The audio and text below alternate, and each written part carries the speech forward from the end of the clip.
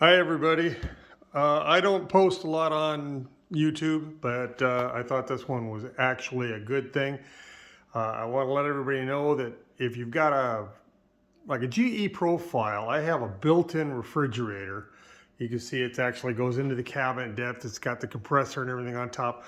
These darn refrigerators, after a number of years, they've got a shock absorber that's down inside the door that closes that door automatically, and they tend to lose their charge and go out. So I'm not necessarily going to show you how to replace the shock absorber. It's kind of a pain in the ass, something you can do yourself. If you got some simple tools, a few screwdrivers, a small wrench, that's about all you need. There's a little plastic plug in here that kind of holds the shock absorber in place. It's kind of hard to get to, but it goes in a certain way. So what I did is I taped a Sharpie pen onto a long stick where I could reach in and mark this, put a little black mark on it. Once you know which way it goes, it's okay. But I wanted to make sure that I understood exactly which way this was going to go out. I replaced the unit on the other side, put it in, couldn't figure out which way, and you can see it's tapered. And if you put it in the wrong way, it's a real pain in the butt, and the shock absorber will fall out. Here's what I want to tell you about today, though. The shock absorber for this, the gas charge shock absorber that closes these doors. If you take your parts number and you go online to places like appliance parts, for everybody or whatever, there's hundreds of these websites. You're going to find that shock absorber available for this particular refrigerator and for a lot of other GE refrigerators. And it's going to run you about $240. Really, this is a typical shock thing that you could get probably for a car at the local auto parts store for maybe 30, 35 bucks. I've never really taken it down and compared, but I've seen the stores where they have a variety of sizes. What I am going to tell you, excuse me, $240 is a hell of a lot of money to spend for this.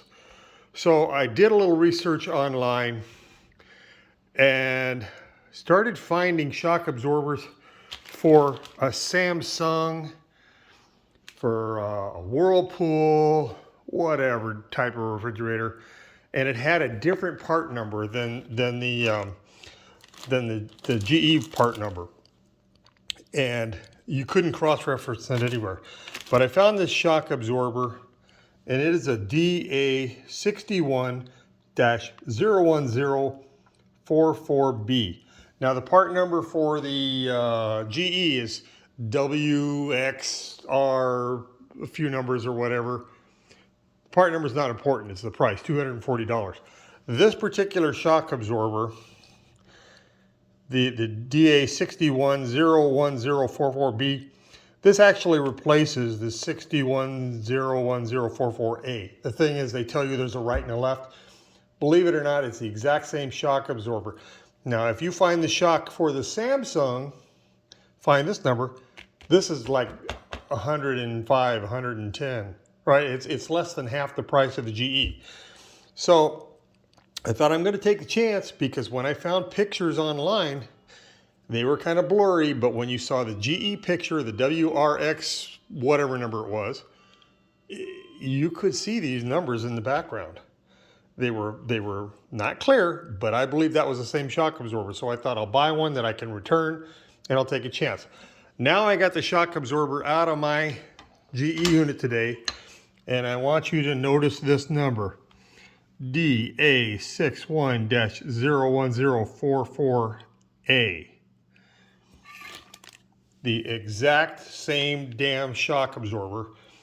This unit, overpriced, is I think I paid $115. The unit, if you buy it for the GE model, is going to run you $240 or more. So that's my tip for the day.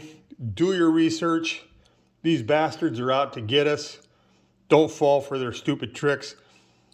90% of these refrigerator parts are interchangeable, because I honestly believe they're made in the same damn factory in China. They just stick a different name on it. I've seen it in other types of industries that I deal with. That's my tip today. Hope I saved you a few bucks. Talk to you soon.